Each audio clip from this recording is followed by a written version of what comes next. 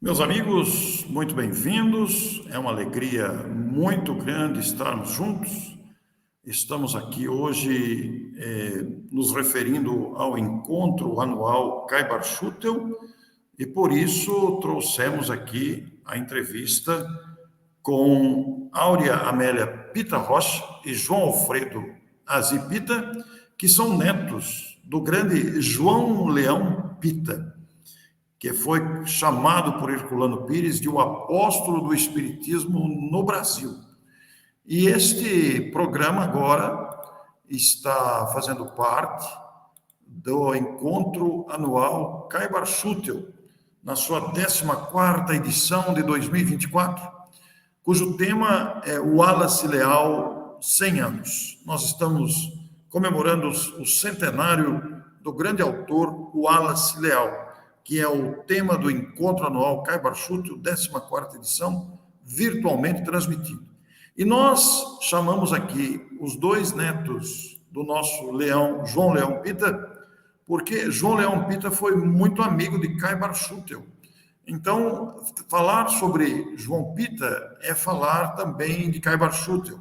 Nós vamos conhecer um pouco dessa história rapidamente. Eu vou fazer um resumo aqui do nosso João Leão Pita, que nasceu no dia 11 de abril de 1875, ele é português, nasceu em Portugal, veio ao Brasil com apenas 16 anos, casou-se em Piracicaba, no interior paulista, com Maria Joaquina dos Reis. O casal gerou 12 filhos. E ele desencarnou no dia 11 de fevereiro de 1957. E, por outro lado, um acontecimento, no entanto, mudou o rumo de sua vida. Uma de suas filhas ficou muito doente, e ele, sem recursos para sustentar sua numerosa família e atender à enfermidade da filha, resolveu procurar um centro espírita, onde conheceu um médium receitista. Foram os primeiros contatos com o espiritismo, ele resistiu um pouco, mas depois, gradativamente, foi absorvendo o conteúdo e se inteirando da qualidade do conteúdo racional do espiritismo.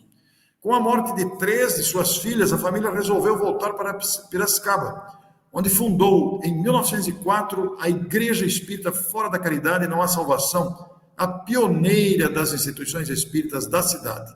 Hoje, Grupo Espírita Fora da Caridade Não Há Salvação, conhecida instituição naquela progressista cidade, onde ele conseguiu também arranjar um emprego numa loja de ferragens de propriedade de Pedro de Camargo, que mais tarde se tornou o famoso Vinícius. Nessa firma trabalhou durante 20 anos. Há que se considerar que, ao ter fundado a Igreja Espírita Fora da Caridade Não Há Salvação, ele enfrentou o desprezo, a discriminação de uma época de preconceitos, ninguém queria lhe arrumar emprego, foi uma época de crise muito difícil para o nosso Leão Pita. Mas depois ele conseguiu arrumar emprego com Pedro de Camargo, que se tornou futuramente, como sabem, um grande autor, Vinícius. Em 1930, resolveu trabalhar na divulgação do espiritismo, fazendo propaganda e angariando assinaturas para a Revista Internacional do Espiritismo e para o jornal O Clarim, publicações fundadas por Caibar Schutel em Matão. Por isso dissemos da ligação com Pita e Caibar Schutel, nesta 14ª edição do encontro anual Caibar Schutel. Em setembro, como é aniversário de Caibar Schutel, Matão realiza este evento já desde 2011. Foram 9 edições presenciais e as demais virtuais. Em 2024, também virtual. Ele, em 1930, portanto, deixou o convívio sossegado de seu lar e seus filhos para viajar pelo Brasil, permanecendo nessa obra missionária por 21 anos. Visitou muitos estados do Brasil para a divulgação do espiritismo, para angariar assinaturas para a RI e o jornal Clarim, sempre atendendo pessoas que o procuravam, atendendo pessoas que estavam com necessidade e falando principalmente do Evangelho. Esta obra missionária desse grande nome da história do espiritismo, que levou o nosso Herculano Pires a chamá-lo de o apóstolo do Espiritismo no Brasil. E nós vamos conversar hoje com seus netos, dois deles, a Áurea Amélia Pita Rocha, que reside em Piracicaba, a cidade onde ele fundou o Grupo Espírita Fora da Caridade e Não Há Salvação, e o João Alfredo Azi Pita, que reside em São Carlos. Tive a oportunidade de conhecer pessoalmente o João Alfredo e imediatamente ligamos as coisas para marcarmos essa conversa informal, embora rápida, mas para ressaltar a vida desse que é considerado um apóstolo do Espiritismo no Brasil. Então é com muita satisfação que trazemos aqui os nossos convidados, os nossos amigos, e aqui temos, portanto, a dona Áurea. Muito bem-vinda, dona Áurea, muito obrigado pela sua disposição. Está sem som, dona Áurea, está sem som. Não estou ouvindo a senhora. Está sem som. Vamos chamar o João aqui, enquanto o Delfim vai arrumar o som da dona Áurea. João, bem-vindo, muito obrigado pela sua disposição. É uma honra muito grande estar conosco. Está sem som também, João, está sem som. Então não é só nós. Agora. E o meu também? Agora está normal, dona Áurea, pode falar. Então, eu estou, assim, agradecida pelo convite, né? E, sei lá, eu fico emocionada e não estou acostumada a entrevista nenhuma, então eu fico com 10 dedos aqui. Mas seja... É uma satisfação muito grande. João, vamos ver se você consegue falar agora, João. Está me ouvindo? Agora sim. Bom, eu também tenho uma satisfação muito grande de falar sobre meu avô e queria só colocar de início que o meu nome é uma homenagem aos dois avós. O pai da minha mãe se chamava Alfredo Aze e o João Leão Pita, todos sabem, né? É o pai do meu pai. E o meu nome, então, foi uma combinação dos dois. Então, fiquei o João Alfredo Aze Pita. E aí até eu sempre falava isso, né? Eu falei, puxa, foram tirar justo o leão, né? Seria mais... Mas era mais uma brincadeira do que outra coisa, né? E Muito bem. depois que a gente soube que o Cristo falou que os mansos herdarão a terra, né? Então eu ficava mais tranquilo de ter deixado o leão de lado. Mas eu, como adolescente, eu achava que o herdar a terra era realmente ser rico, né? Mas a riqueza a gente sabe que é exatamente outra coisa, né? Muito bem, João. A riqueza é a parte moral. Então, é só como curiosidade esse nome. Muito obrigado a vocês dois, netos do João Leão Pita. Nós fizemos aí um resumo biográfico de Leão Pita, esse nome chamado por Herculano Pires de o apóstolo do Espiritismo no Brasil. Vamos ver se o som da nossa querida Áurea voltou. Fala, deixa eu só um instantinho aqui, dona Áurea, só um instantinho. Só um minutinho. Pode falar agora, dona Áurea. Então, o meu avô, depois que se casou, ele foi morar no Rio de Janeiro, com 4 filhos. E lá houve uma epidemia, e as 3 meninas dele, que são as primeiras filhas, ficaram doentes. E uma delas falou para ele, durante a doença, né? Ela falou assim, meu amigo, eu vou morrer amanhã. Eu vou morrer amanhã às 11 horas. Imagine, você, a melhorzinha de todas, você está melhorando. Não, mas eu vi, está escrito, é amanhã às 11 horas. Ele ficou meio atrapalhadinho, foi trabalhar e não deu muita importância. Mas, realmente, ela faleceu às 11 horas.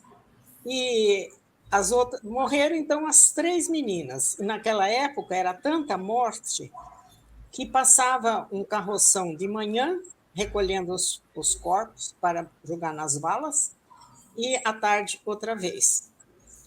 E aí ele ficou desarvorado com essa coisa assim de 3 de uma vez só. o quarto filho era o meu tio João, falecido, que ele não morreu porque ele estava sendo amamentado, mas ele ficou com sequelas. Sequelas assim, marca no rosto, defeito na mão e na perna. Mas ele sobreviveu. E o meu avô, ele ia trabalhar na fábrica na Casimira Aurora, no Rio de Janeiro, e estava muito nervoso por conta dessas mortes aí. E numa das horas assim, ele pega e soqueteia uma máquina. E aí a filha dele aparece para ele e fala: papai, eu não morri. Aí ele pegou, porque viu a menina e falou com ela. Bom, contando para minha avó, ela sugeriu que ele fosse conversar com o amigo dele, que era espírita. Mas meu avô era muito assim, de pé atrás, sabe? Não queria saber nada disso, mas minha avó insistiu, ele foi, e esse senhor deu o evangelho para ele. E aquele evangelho rolava de um lado para o outro, não havia meios dele abrir o evangelho para poder ler. E a minha avó falou para ele: eu sei que você é um homem de palavra, até agora não estou vendo você. E daí ele começou a ler, a se interessar, e começou a conversar com esse senhor que emprestou o livro, de modo que foi aí que ele foi virando para o lado do espiritismo, por conta de ter visto e falado com a filha, né?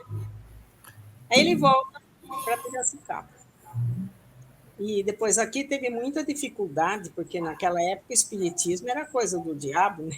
Então ele teve muita dificuldade, assim, com relação a trabalho, essas coisas todas.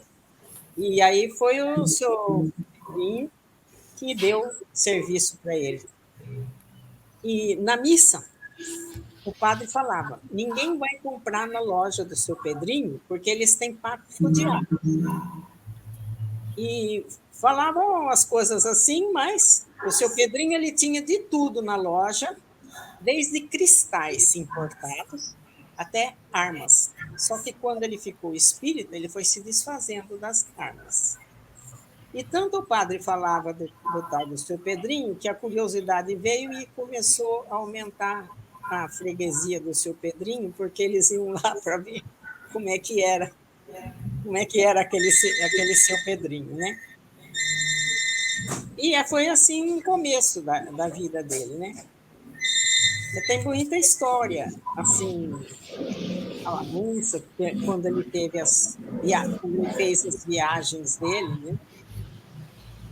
Que coisa, dona Áurea, esse fato da filha ter aparecido para ele foi um fato que causou um impacto muito grande no Leão, né? Porque imagine só, não, a filha já desencarnada, fala: pai, eu não morri, que coisa interessante.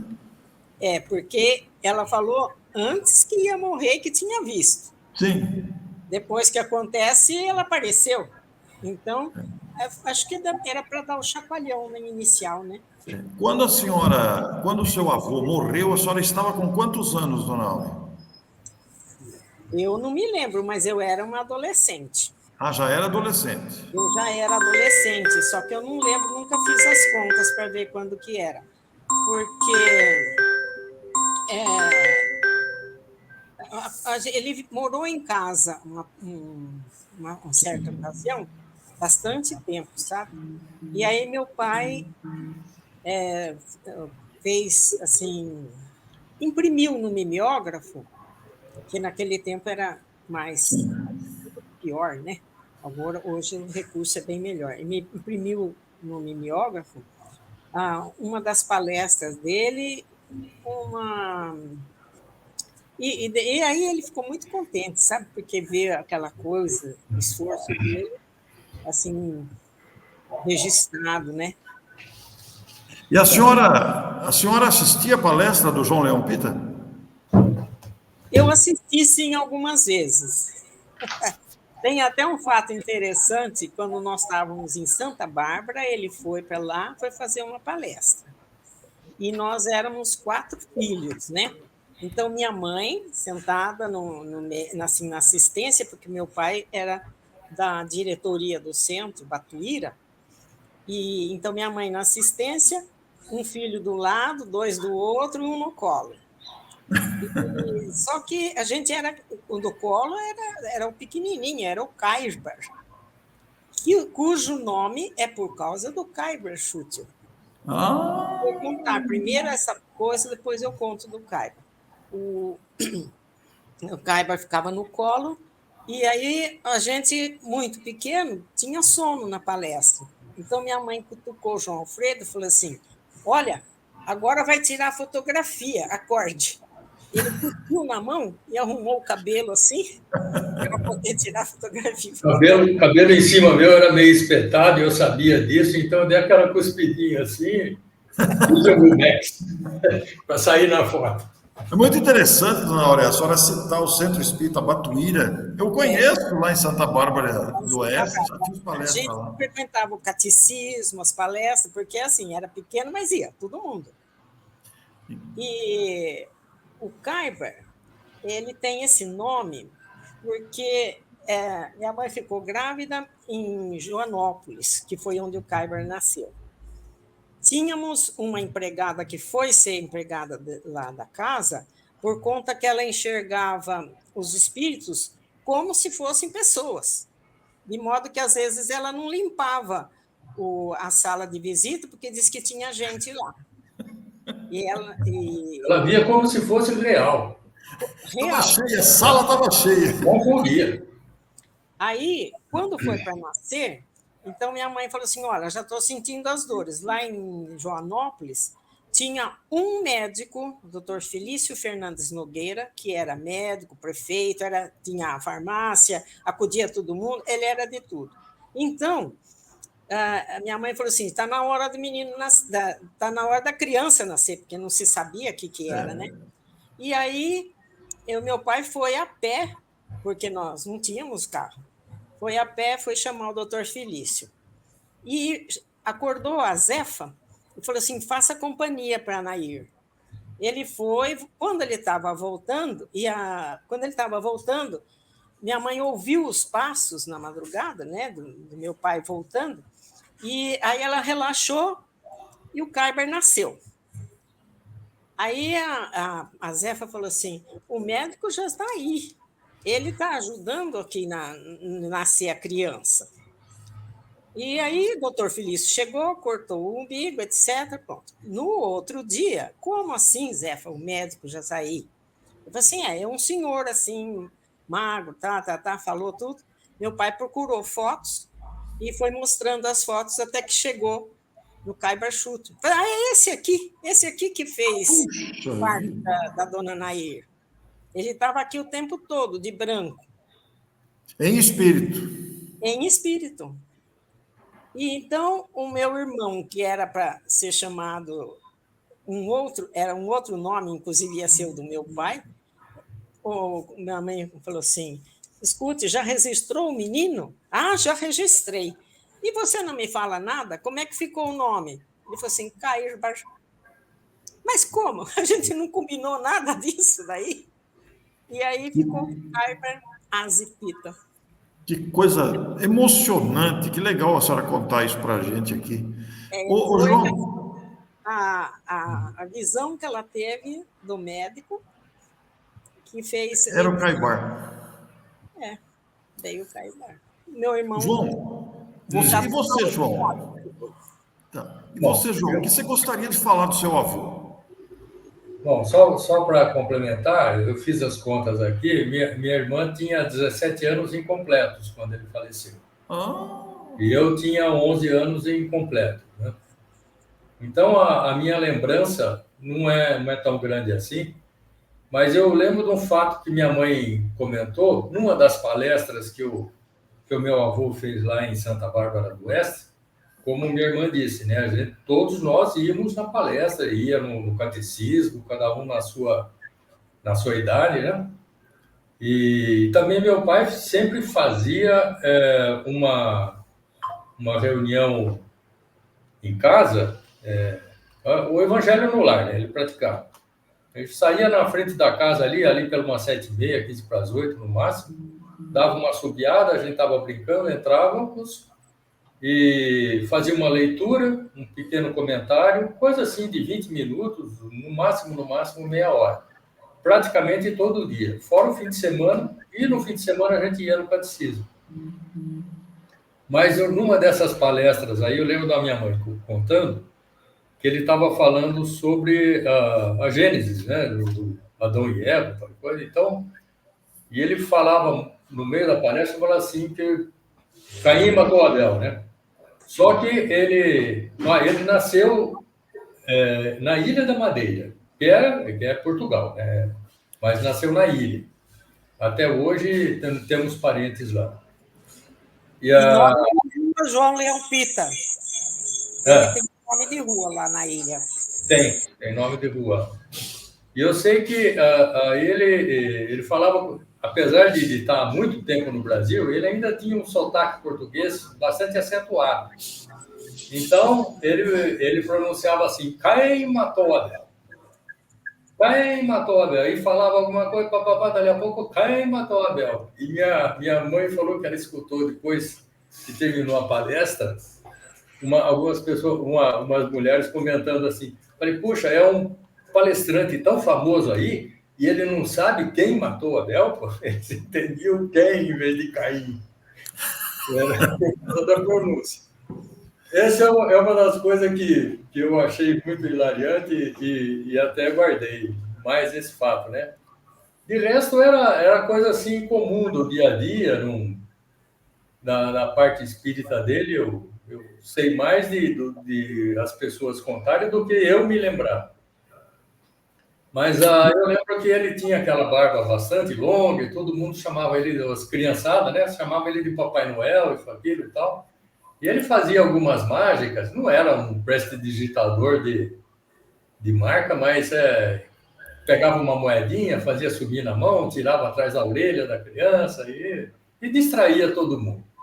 Mas eu lembro muito dele sentado na área da minha casa, em Santa Bárbara do Oeste, e escrevendo. Ele escrevia muito. Ele tinha uma letra muito bonita, muito bonita. Eu tenho algumas coisas originais dele, mostrei até para os meus netos aqui, eles ficaram admirados.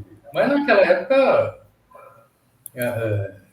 máquina de escrever era difícil, né? Até máquina de escrever, pouca gente tinha. Eu lembro que meu pai fez bastante sacrifício para comprar a primeira máquina de escrever dele, uma Olivetti. O sacrifício do fumo, João Alfredo, conte para ele. Sim, ele falava de que queria comprar e minha mãe falou, ele fumava nessa época. Minha mãe falou para ele, se você parar de fumar, né, com 3 meses ou sei lá quanto tempo, um certo tempo lá que você deixar de fumar, você tem o dinheiro para comprar a máquina. E ele realmente parou de fumar e foi, mas aí é do meu pai, né? Foi lá, quando ele voltou com a máquina de escrever numa mão, todo contente, e o cigarro na outra. Ele foi parar de fumar bem mais tarde um pouco. Mas não foi muito mais tarde. Eu sei que... E do meu avô eu lembro mais disso mesmo.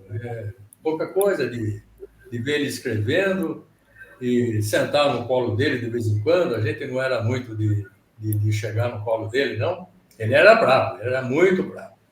E a gente fazia as traquinagens e, de vez em quando, ele corria atrás da gente lá, a gente entrava embaixo da cama.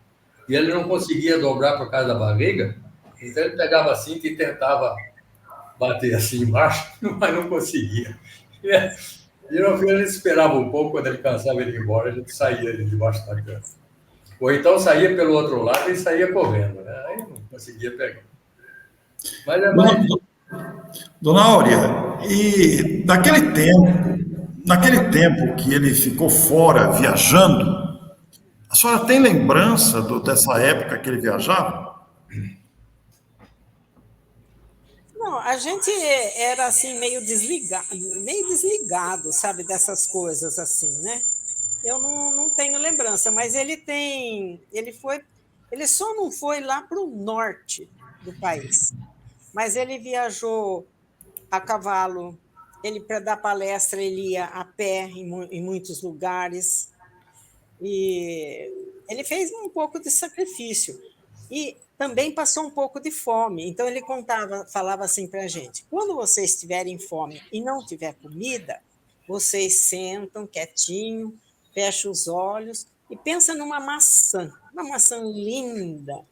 E aí você põe na boca aquela maçã e vai mastigando, mastigando até o fim de mastigar a maçã. Aí a fome passa, porque Olha, não era muito fácil tudo, né? Agora, eu gostaria de contar também por que ele veio para o Brasil. Eram sim. 3 filhos lá na ilha. E um deles tinha que ser padre. O primeiro não quis, o do meio não quis, e sobrou para ele. E ele também, como não queria, não ia ter jeito, porque ele era o último. Ele entrou clandestinamente num navio e só Olha, entrava no mar. olha, só um pouquinho. Cortou um pouco a sua fala. Era o seguinte, naquela época, um dos filhos tinha que ser padre das famílias. Foi o que cortou aí, não deu para ouvir o que você falou. Então, o primeiro filho não quis ser padre, o segundo não, e sobrou para ele. Continua. Desculpa. Como sobrou para ele, ele não poderia dizer não, ele entrou clandestinamente num navio e só se apresentou para o comandante em alto mar. E aí ele teve que trabalhar como ajudante de cozinha para poder pagar a viagem. E aí o navio parou no Rio de Janeiro e por isso ele parou. Ele ficou lá no Rio de Janeiro, onde se empregou numa padaria e dormia no depósito da padaria, porque não tinha dinheiro nenhum. Sim, uma época difícil, né? Muito, muito difícil. E aí ele veio para o Brasil, então, clandestinamente. Clandestinamente, e por conta de que ele não queria ser padre. Ele Aí veio depois, sozinho? Ele veio sozinho? depois o Kuyper, que uma vez...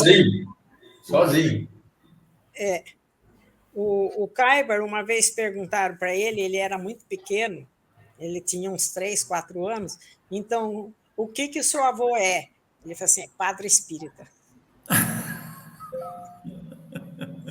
E me diga uma coisa, dona Áurea, os seus pais falavam dele como espírita? Os seus pais falavam da atividade espírita dele para vocês? Muito, É? muito. Você tem alguma lembrança de citações dos pais de vocês sobre o pai deles? Olha, eu sei que contava as histórias dele, da minha avó também, né? Contava umas histórias muito legais até. Mas a gente não dava muita importância, né? Imagino. A gente não dava, era tudo uma criançada pequena. Eu vou mostrar aqui na tela, eu vou compartilhar aqui na tela para vocês vão participar. O Eduardo Carvalho Monteiro, que foi um grande historiador, né? Ele falou do espiritismo, da história do espiritismo em Piracicaba e região. Esse material foi fornecido pelo Grupo Espírita Fora da Caridade Não Há Salvação, através do casal Glória e Donizete, que são muito amigos nossos, né? E que atuam lá no Fora da Caridade Não Há Salvação, junto com a nossa querida Marina. Então, é um grupo onde eu estou sempre lá e a gente tem um relacionamento muito saudável. Então, eles mandaram para essa gravação especificamente a capa do livro do Eduardo Carvalho Monteiro, falando sobre a história do Espiritismo Piracicaba e região, e a ata, os estatutos aqui do Grupo Espírita Fora da Caridade Não Há Salvação, lá de 1908, capítulo 1, sede e finalidades, escrito à mão, né? Numa letra diferente. E aqui a assinatura. A letra é do meu avô. A letra do seu avô mesmo? É. Você não identificou, Aureca? A Sim. letra dele? E um pormenor, o meu avô, para a construção do Fora da Caridade, ele assentou muito tijolo lá. Olha só. Construção. Então, e aqui tem a assinatura dele, se você ver lá, a diretoria, olha, presidente João Leão Pita. Aí está a assinatura do nosso querido João Leão Pita. Olha que coisa bonita, documento histórico registrado. Quero agradecer muito aqui a Glória e ao Donizete, que estão vendo esse documento. E isso é um resgate, um registro histórico importante para Piracicaba, para a história do espiritismo em São Paulo e no Brasil, naturalmente, né? Nós estamos muito agradecidos aqui à Glória e ao Donizete, que nos enviaram aqui com a letra do próprio João Leão Pita. São documentos que estão registrados aí na história do Espiritismo em Piracicaba e região, do nosso grande historiador Eduardo Carvalho Monteiro. Muito bonito ver esses documentos, né? E a senhora tem aí o livro do Vinícius também, né? Isso. Aqui também tem bastante coisa falando do meu avô. Só que nem tudo, aqui no meu, eu acrescentei as coisas que eu sabia, né? Na página 45 até a página 52, ele tem coisas assim. Que coisa bonita. A gente fica com o coração emocionado de ouvir essas histórias, de ver o esforço desses pioneiros, né? E a sua avó? O que você fala da sua avó, Áurea? Minha avó era um barato, muito alegre. Como eles eram muito pobres, ela fez serviço de parteira e fazia quitutes para vender, assim, docinhos, essas coisas. Costurava também para fora. Ela foi uma mulher muito trabalhadora, sabe? E ela era bem vó mesmo, sabe? Dessas da gente poder chegar e abraçar. Meu avô era mais difícil, ele era mais bom, mas a minha avó era um doce. E já que você falou que teve a criança que recebeu o nome de Caibar por causa do Caibar Schutel, o seu avô, você ouviu o seu avô falar de Caibar Schutel ou não? Sim, esses nomes tudo era comum para a gente. Ah. Toda essa turma aí, que o Pedrinho Camargo também, a gente ouvia, por causa que minha casa tinha muita visita. E daí a gente não ficava assim na sala onde estava a visita, mas quando você estava assim passando, você ouvia um pouco da conversa, porque criança não era para dar palpite, não podia conversar, não. Se você quisesse ficar lá, podia, se você ficasse quieto. E a senhora conheceu o Pedro de Camargo Vinícius? Não conheci. Não conheceu. Não conheci. E o seu avô falava dele? Assim, era muito criança para ficar prestando atenção nessas coisas, né? Então, eu não tenho muita lembrança disso, não. Olha, conta aquela história daquela carroça de verdura, legume e tal, que chegou para eles passaram muito aperto, muito, muito, muito. Mas meu avô sempre fez caridade, né? Ajudando de um modo ou de outro. De modo que uma vez ele ajudou um fazendeiro. E aí o fazendeiro, para poder... Ele nunca recebeu dinheiro por isso, né? Pelas ajudas. E o fazendeiro, ficando agradecido, mandou um dos empregados levar uma carroça com alimento, porque sabia que meu avô tinha bastante filhos, 12, né? Mais as 3 que ele pegou depois para criar. E mandou a carroça com bastante coisa do sítio dele lá, né? E cadê o endereço? O endereço era tudo, vai que acha, né? Então, o carroceiro passando assim na rua, viu o meu avô, mas não sabia que era o que ia receber aqueles alimentos. Ele falou assim, olha, onde mora o seu João? E seu João Pita. E por quê? Não, porque o meu patrão mandou entregar esses alimentos aqui na casa dele. Ele mora ali. E mostrou mais para baixo, onde tinha uma família que estava com tuberculose e tinha 3 filhos, o marido e a mulher doente. Ele mora ali. Tá bom. Aí o cara foi lá e entregou o alimento lá e não pegou nada, não entregou nada na casa dele, que era perto. E a minha avó falou assim, poxa, você não podia ter pego um pouco para nós e dado um pouco lá? E ele falou assim, já foi, já está tudo lá. E de modo que era assim, eles também não tinham, mas ele dispôs de tudo para aquela família. Porque o meu avô, ele ia lá fazer alguma coisa pela família, porque os dois eram doentes, né? Faleceram, e aí as 3 crianças que sobraram, não sei como elas foram parar lá no juiz de menor lá. Sei que o médico e o meu avô foram chamados. Quem que ia tomar conta das 3 crianças? Aí o médico, eu não posso, eu tenho muita ocupação, não sei o quê. E aí, assim, então, o senhor, seu João. Eu falei assim, mas eu tenho um monte de filhos. Não, mas um monte mais um pouco não faz diferença. E aí ele pegou as 3 crianças. E aí, pronto. O que fez? Uma das filhas teve que sair, um dos quartos teve que sair as filhas legítimas para ficar essas crianças lá. Porque elas, como podiam estar contaminadas, elas tinham que ter um tratamento diferenciado, né? E elas não tinham sapato, não tinham nada. Então, meu avô, para minha tia bem-vinda, que era mais velha, falou assim, você dá os seus sapatos para ela, porque elas não podem tomar viagem. Então, ela deve ter ficado louca da vida, porque só tinha um sapato e teve que dar para outra. Bom, criou essas crianças, tudo, depois a vida continuou, né? As irmãs do meu pai casaram, não sei o quê, e essas ficaram solteiras, as 2 irmãs ficaram solteiras.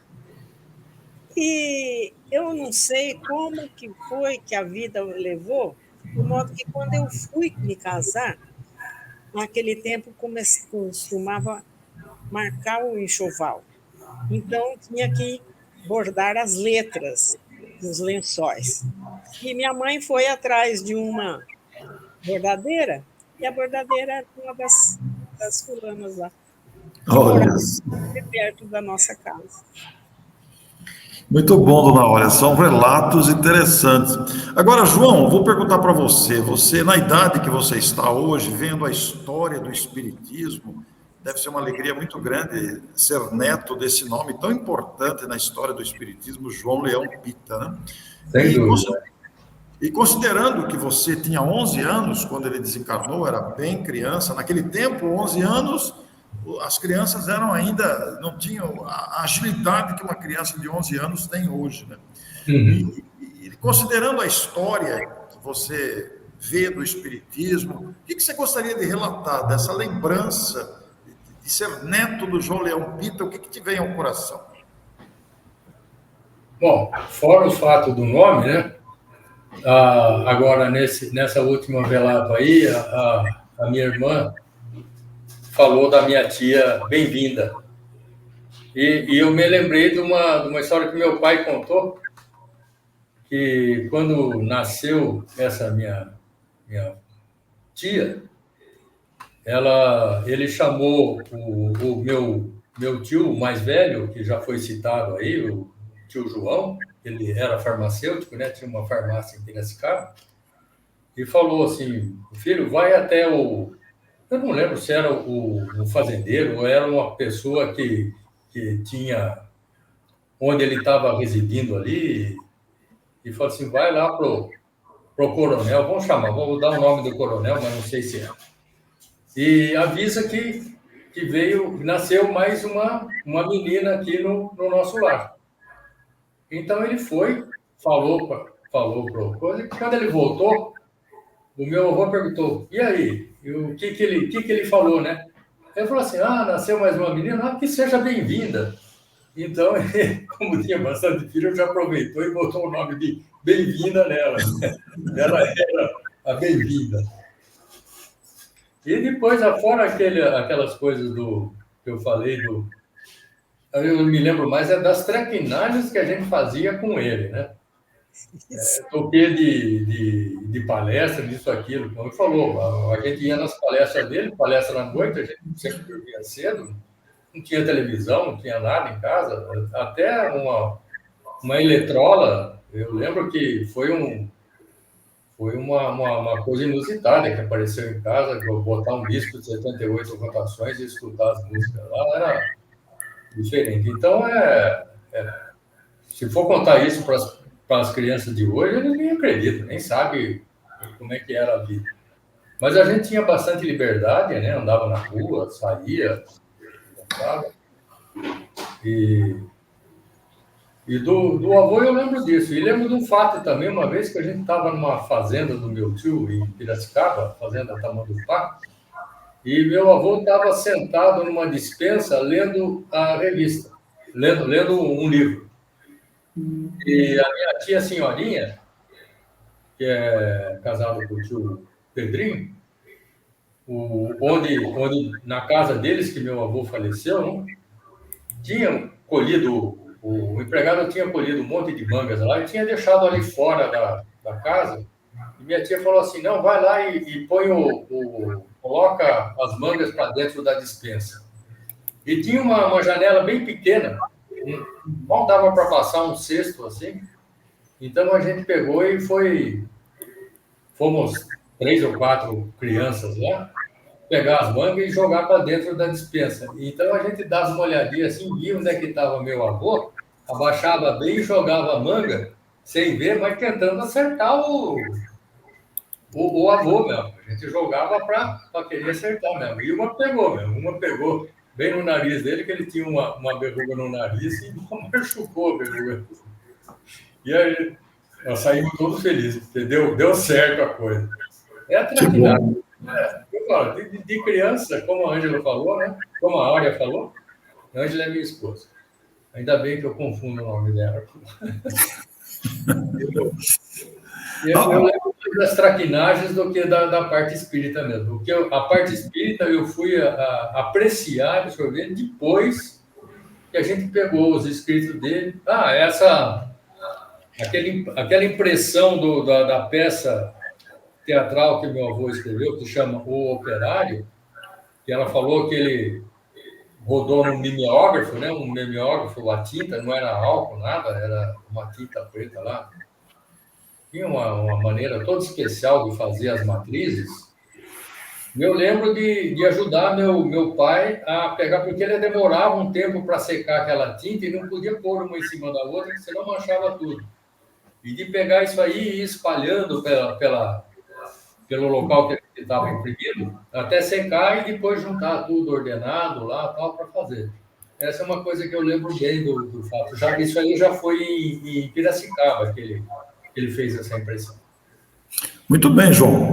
Dona Áurea, nós estamos quase por encerrar, estamos com 42 minutos, mas como a senhora tem bastante lembranças, existe alguma outra coisa que a senhora lembrou e que gostaria de contar?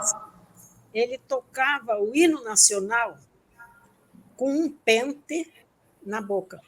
Um pente? Um pente. Ele tinha sempre o tal do pente no bolso, ele punha o pente e tocava o hino nacional inteirinho na boca. Punha o pente e um papel celofane assim em cima do pente e fazia vibrar, pelo celofane fazia vibrar. Isso, você falou isso aí, eu lembro também. E outra coisa é que ele era confundido muito com o Papai Noel. Por da Quando a criança chegava perto, ele fazia de um jeito que ele sempre tinha alguma coisa para dar para a criança para acreditar que era o Papai Noel. E tem muitas passagens assim de criança que pede para o Papai Noel uma coisa e ele dá um jeito depois de mandar aquilo. Assim, esporadicamente, não era muito, não tinha muito o que gastar, porque também ele não recebia por nada, né? As palestras, naquele tempo, posava na casa de um confrade, não é hotel nem nada. E era muito interessante. E ele tinha, na valise dele, ele tinha uma escova de dente, um pijama, uma cueca, uma troca de camisa. E mais as coisas de matão, né? As revistas, um pouco de livro, assim. Era essa a valise dele. E, naquele tempo, ele usava guarda-pó, que para viajar a estrada não era asfaltada, então ele tinha o tal do guarda-pó. Nós temos aí, eu estou compartilhando com vocês, a biografia do João Leão Pita, que está no site da Federação Espírita do Paraná. Vocês estão vendo à esquerda aí que tem vários nomes, e entre eles o João Leão Pita É muito interessante que você que está nos acompanhando leia essa biografia, porque ela é muito importante. Nós temos a foto dele aí, com a barba que fazia ser confundido com o Papai Noel. E nós temos aí, portanto, uma extensa biografia, não é tão longa assim, mas ela está dentro do grandes vultos do Espiritismo, né? Ele faleceu com a idade de 75 anos, foi acometido de uma pertinaz enfermidade, submetido a delicada intervenção cirúrgica, vindo a desencarnar 6 anos mais tarde. Então, eis aí o nosso João Leão Pita, que você vai encontrar no site da Federação Espírita do Paraná. Eu quero compartilhar aqui também com os amigos, eu quero compartilhar a sede da instituição que ele fundou em Piracicaba, porque realmente é uma instituição marcante da nossa Piracicaba. Aí está a sede do Grupo Espírita Fora da Caridade, Não há Salvação, ali em Piracicaba. Instituição que mantém intensa atividade, os nossos queridos amigos sempre presentes, continuados, às sextas-feiras, palestras transmitidas pelo Facebook. Então, nosso cumprimento aqui a Piracicaba, a USE Piracicaba, a instituição, nosso cumprimento à Dalva, do Centro Espírita Batuíra, de Santa Bárbara do Oeste, citada aqui, a nossa valorosa Dalva, que já tive a oportunidade de entrevistar também. Então, nesta ocasião, prestando homenagens aqui ao nosso João Leão Pita. Nós vamos partir para o encerramento, dona Aurélia, e a senhora gostaria de algo mais dizer aos telespectadores, a quem está assistindo? Fique à vontade. No Paraná, ele também tem um centro espírita com o nome dele, João Leão Pita. No Paraná, mas eu não sei qual é a cidade. Muito bem. Realmente é uma personalidade muito conhecida, uma personalidade que fez história, né? Então, realmente, a gente tem que homenagear este cidadão, este ilustre nome da literatura espírita, que, sem dúvida, deixou para nós uma contribuição, um legado. Então, é importante que realmente a gente destaque esse aspecto da dedicação de João Leão Pita. João, você quer algo mais para dizer? Gostaria de acrescentar algo mais? Não, a única coisa que eu ia falar é isso que minha irmã acabou de dizer, que eu sabia que tinha um centro espírita com o nome dele no Paraná, mas também não sei a cidade. Se não me engano, é noroeste do estado, mas não sei qual a cidade. Eu também não sei. Uma entrevista como essa, aos historiadores, aos que gostam de história, abre uma perspectiva muito boa de pesquisar e divulgar o trabalho, o legado de João Leão Pita. E nós quisemos trazê-los justamente pela ligação de João Leão Pita com Caio Barchuttel, neste mês de setembro, que lembra o nascimento de Caio Barchuttel. Então, é uma honra muito grande ter essa oportunidade hoje de divulgar um nome importante da história do espiritismo no Brasil e fora do Brasil. O nosso querido João Leão Pita, apóstolo do espiritismo no Brasil. Conversamos aqui com os netos Áurea Amélia Pita e João Alfredo Aze Pita. Muito obrigado a vocês por este momento. Só uma coisa. Eu me lembrei de um fato, mas que eu soube através de livros.